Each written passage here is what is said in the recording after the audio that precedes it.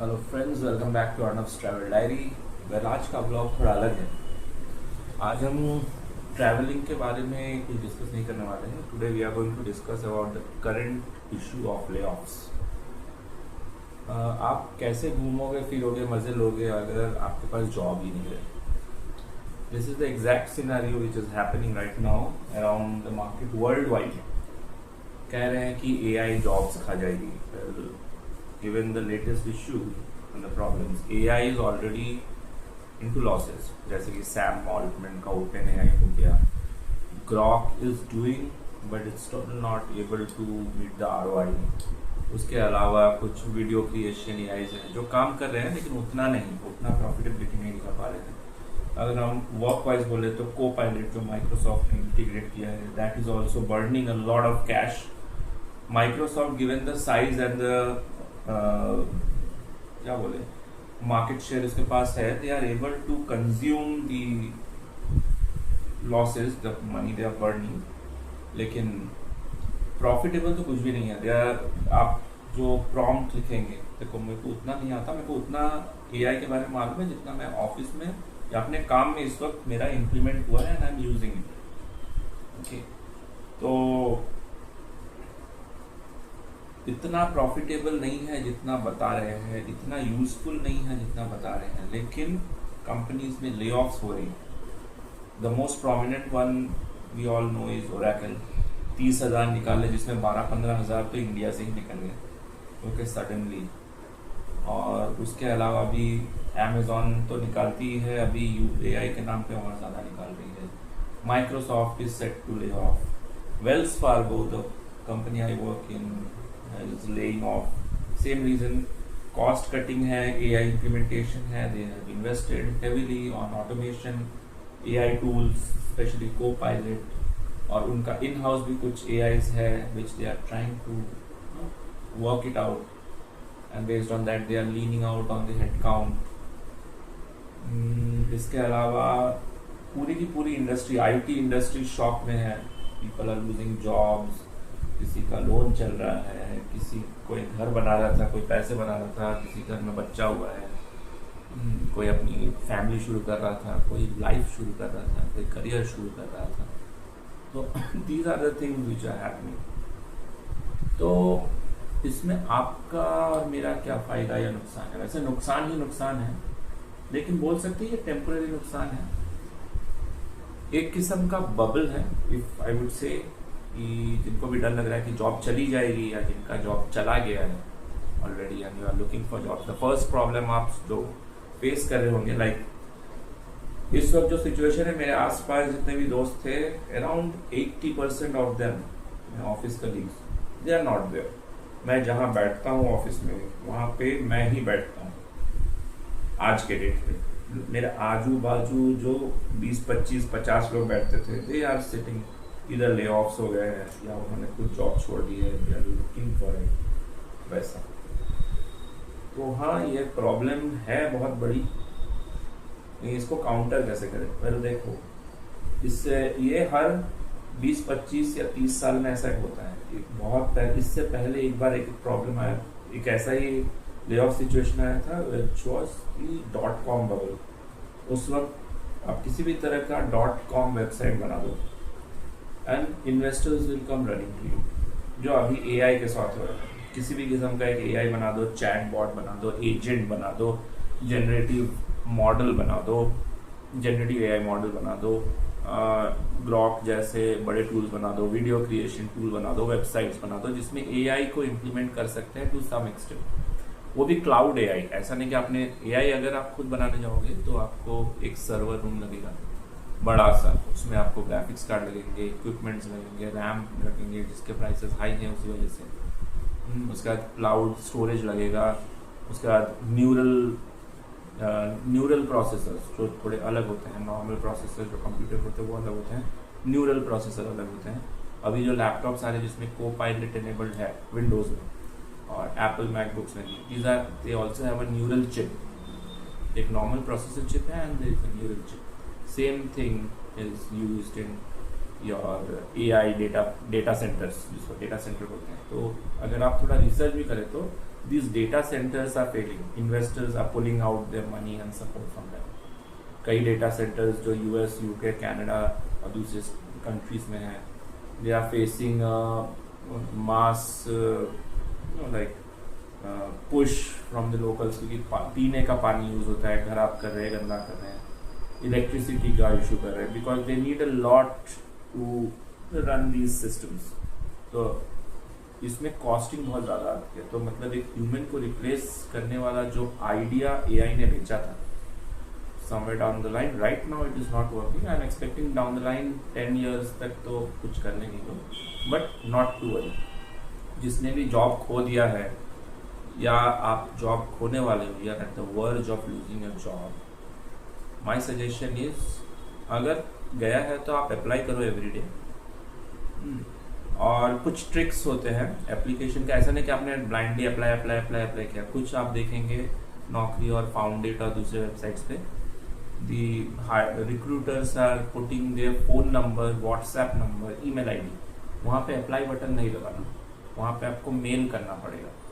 You have to mail to that particular recruiter. You have to contact them on WhatsApp, send across the resume for that purpose. तो उसमें apply करोगे तो वो नहीं देखते, उनको डायरेक्ट मेल पे चाहिए.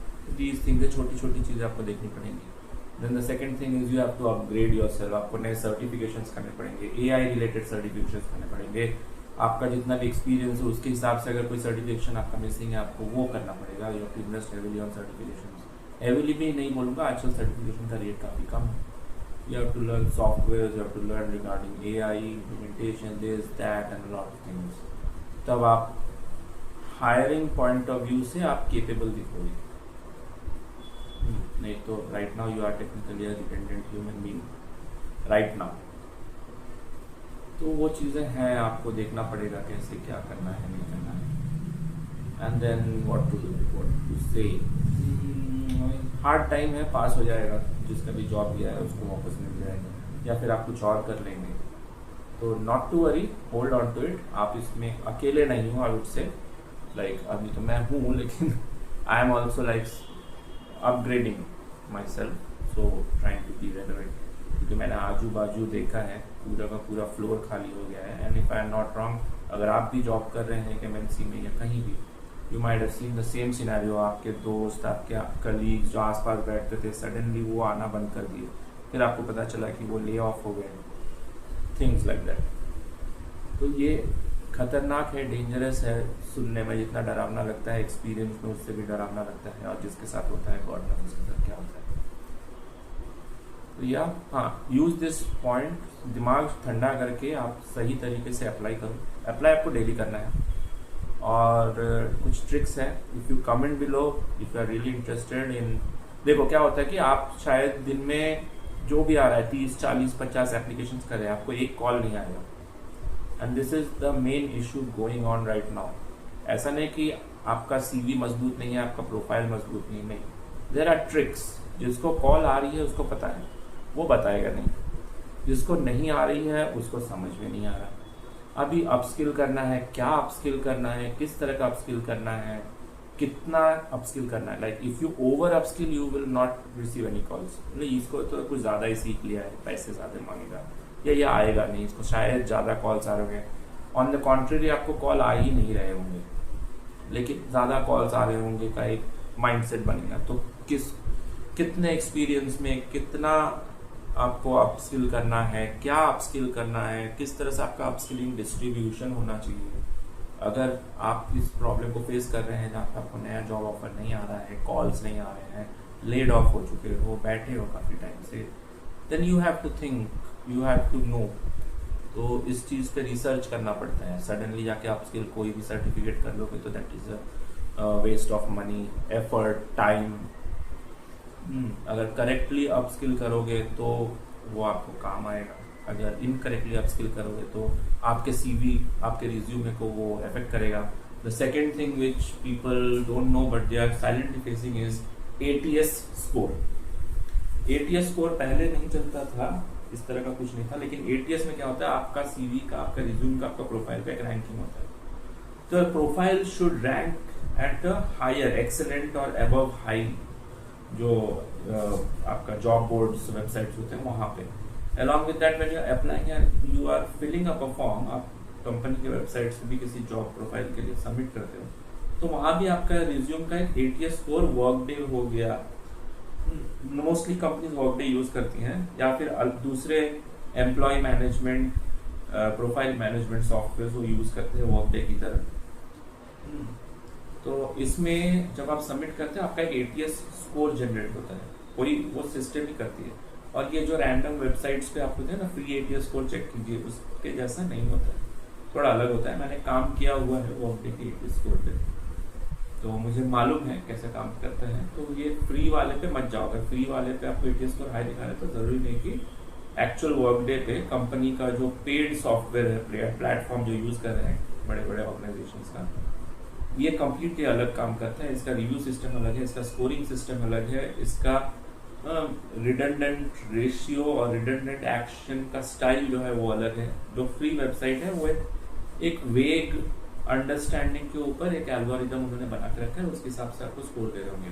That is not how the actual organisation का जो उनका पेड सॉफ्टवेयर है वो वैसे काम नहीं करता, वो कंप्लीटली अलग तरीके से काम करता है। वो आपको प्रोफाइलिंग ही एक अलग तरीके से करेगा। तो you should know how and what exactly you need, ताकि आप उस ATS स्कोर में बैठो, ताकि आपको कॉल आए। देखो इंटरव्यू अलग चीज है, कॉल आना एक दूसरी चीज है।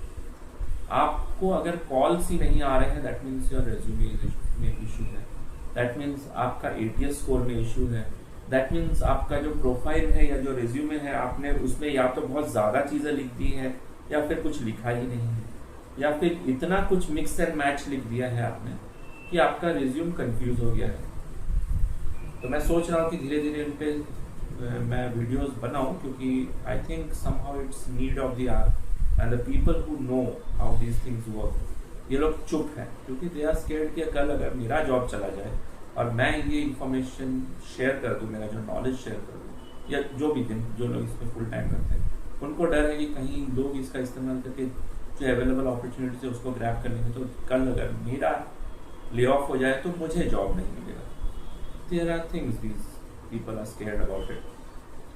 तो मेरा मानना है कि नहीं, इस वक्त अगर मैं किसी को हेल्प कर तो शायद कल मुझे हेल्प कर देगी या मेरी भी हेल्प हो जाए। हेल्प करे तो अच्छा होता है, उससे आपको भी अच्छा ही मिलता है। तो there are things I was thinking कि नहीं ये सब करना चाहिए, ये सब में इम्प्लीमेंट करना चाहिए, हेल्प करना चाहिए। तो मैं सोच रहा हूँ एक सीरीज ऑफ वीडियोस बनाऊंगा, along with that daily vlogs भी बनाऊंगा, जो मैं काफ़ी टाइम से सोच रहा था, क्योंकि अभी जो हालत है इतना ट्रैवल हम कर नहीं सकते। तो जॉब स्पेसिफिक अगर आप ज़्यादा ट्रैवल करोगे तो ऑटोमेटिकली नज़र में आओगे, शायद आपको भी, मुझे भी निकाल दे ज़्यादा अगर मैं घूमता फिरता नज़र आया। तो right now working on the saving the job first. But हाँ, आई एम थिंकिंग कि शायद मुझे भी थोड़ा सा शुरू करना चाहिए, क्योंकि आपको कई लोगों को मालूम ही नहीं, शायद पहली बार ATS कोर्स सुना होगा, वो क्या होता है, कैसे कैलकुलेट होता है, रिज्यूम के साथ क्या करें, कितना लिखे, क्या अपस्किलिंग करें। अपस्किलिंग अभी सब बोल रहे हैं AI अपस्किल करो, AI अपस्किलिंग हर किसी के लिए नहीं है। अगर आप आंख बंद करके अपस्किल खेलते रहोगे ना, तो आप कहीं एम्प्लॉय नहीं हो पाओगे। एक पर्टिकुलर प्रोफाइल की एक स्पेसिफिक किस्म की अपस्किलिंग होती है, जिसके हिसाब से उसको नेक्स्ट जॉब अपॉर्चुनिटी मिलेगी AIs में भी।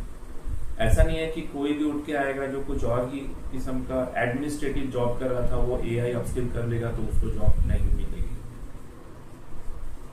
And that upskilling is a waste of time, energy and money.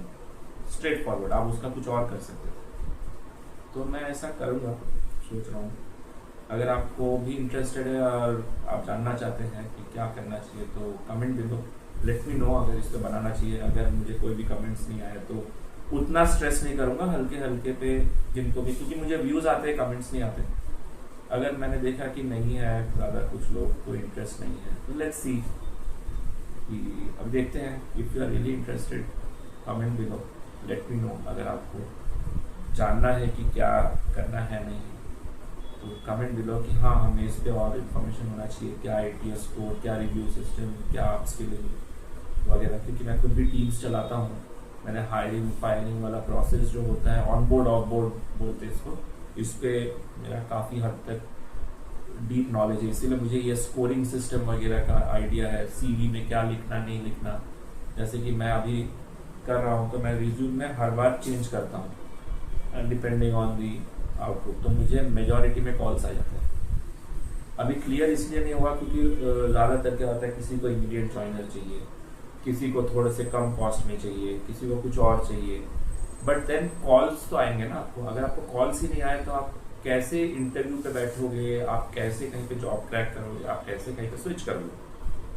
तो इसके लिए हो सकता है आपको बहुत कुछ पता है लेकिन आपको सब कुछ नहीं पता है। लाइक मी, मुझे कुछ हद तक पता है, सब कुछ नहीं पता, लेकिन जितना पता है I think it's need of the hour कि वो सब शेयर करें। अगर आपको भी कुछ इंटरेस्ट है तो you can just comment down below. हो सकता है हम एक छोटा सा पॉडकास्ट भी कर सकते हैं ऐसे लोगों के साथ जिनको होता है ना इंटरव्यू दे रहे हैं, मिल नहीं रहा है, लेकिन एक्सपीरियंस तो गैदर कर रहा है, उसको समझ में तो आ रहा है क्या हो रहा है नहीं हो रहा, वी कैन डू दैट।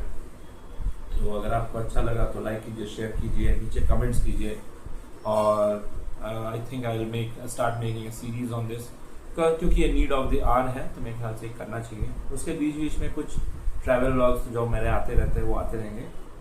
और थैंक यू।